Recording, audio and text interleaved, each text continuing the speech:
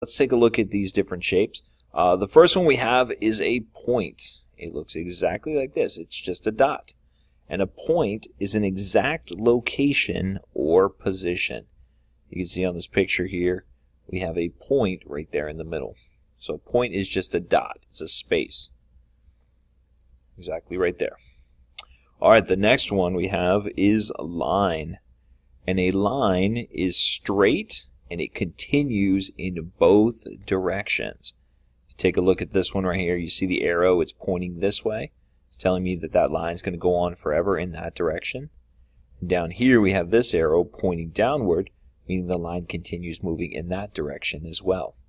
The way we can tell it's a line is because it has two arrows on either end and it's straight. Next we have line segment. And a line segment is part of a line. So if you think about the line we just looked at that goes on and on in both directions, a line segment is just a small piece of that line.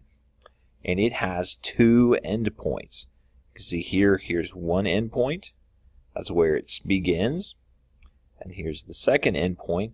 Over here is where it stops. It's just a piece of that line. And you can tell the line segment if you see a picture because it has two endpoints on the end. There are no arrows, just endpoints or dots. Next we have a ray. An array is part of a line that has one endpoint. It continues in one direction without ending.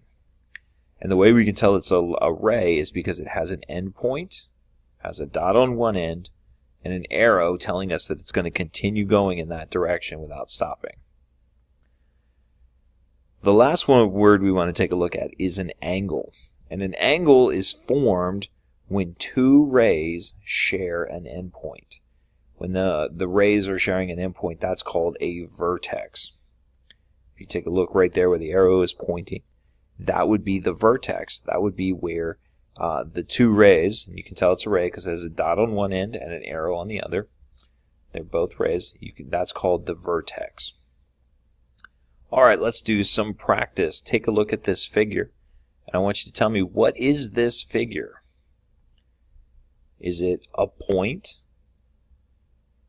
Is it a line? Or is it a line segment? Take a moment, figure out your answer.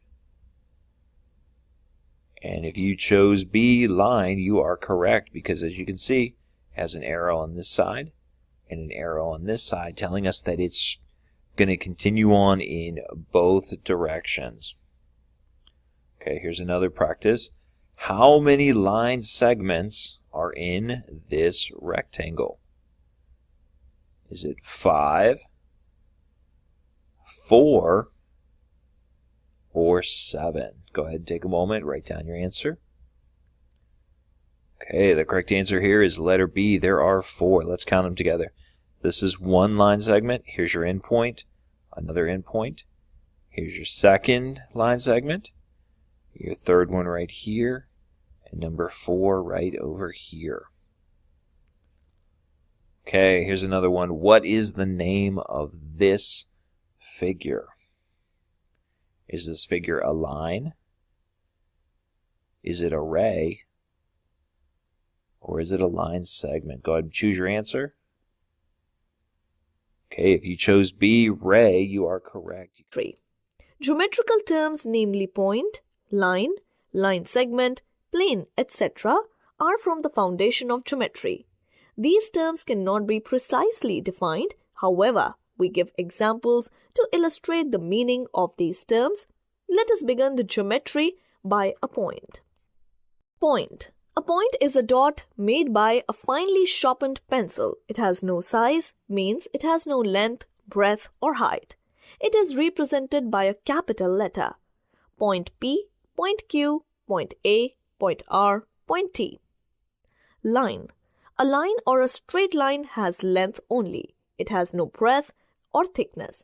It may be extended in both directions infinitely. Look at the line drawn below. This is line AB or BA. It can be written as AB or BA. Let's find a line by paper folding activity. Take a sheet of paper and fold it. When you open the fold, you will find a crease formed. This gives the idea. It is basically a thin straight mark made by a pencil or a marker, and it extends indefinitely in both directions. But I can also draw a line like this or like this. It means that we do not have a single way in which a line can be drawn. We just draw a part of a line. Lines are generally named with lowercase letters. This can be called line P, or we can draw a line like this and mark 2 points A and B. This will be called line AB. Line AB can also be written as AB with a tiny line drawn over AB. So what is a ray? A ray starts at one point and goes on indefinitely in one direction. Just like for lines, even rays can be drawn in different ways. What we draw is just a part of a ray. We can mark this point as A and mark a point B somewhere on the ray. We can call this ray AB, or write AB with a tiny ray over it. This tells us that the ray starts at point A and goes indefinitely in one direction. It's a bit ironical, but the point at which the ray begins is called the endpoint of the ray. Here, A is the endpoint of this ray, which means it cannot be written as ray BA or BA with a tiny ray over it. But line AB can also be written as line BA. We just need to be careful when we are dealing with a ray. Now, let's get to the final concept in this video. Look at what we have drawn here. We can see that it has two endpoints. This is called a line segment, and it is a fixed part of a line. This is its specified length, and it does not extend indefinitely in any direction. If the endpoints are A and B, this can be called line segment AB. Or it can also be written as AB with a line segment over it. And yes, we can also write this as BA with a line segment over it. A line extends indefinitely in both directions.